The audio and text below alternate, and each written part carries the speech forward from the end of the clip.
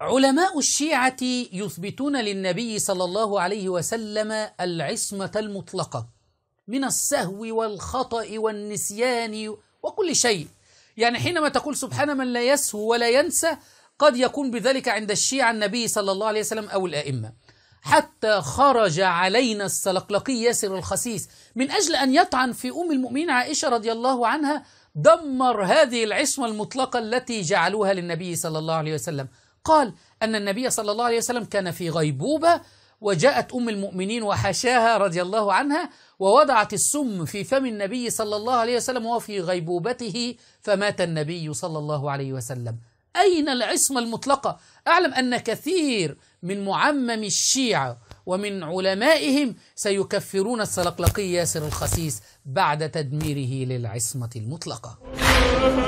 كلا، روايات أهل البيت نصت على أن المرأة التي سمت رسول الله هي عائشة بنت أبي بكر لعنها الله. هاي روايات أهل البيت، هي التي وضعت السم في فم رسول الله أثناء غيبوبته بسبب مرضه. كان متمرض، بمجرد ما وضعت هذا السم في فمه وإذا به صلوات الله عليه وآله تتدهور حالته الصحية، فاستشهد مسموما مغتالا قتيلا.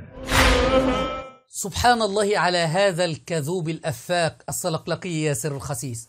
أم المؤمنين عائشة رضي الله عنها لا تحتاج لأن ندافع عنها، وإذا كانت قد فعلت هذا الأمر فلماذا لم يقتص علي رضي الله عنه في خلافته للنبي صلى الله عليه وسلم؟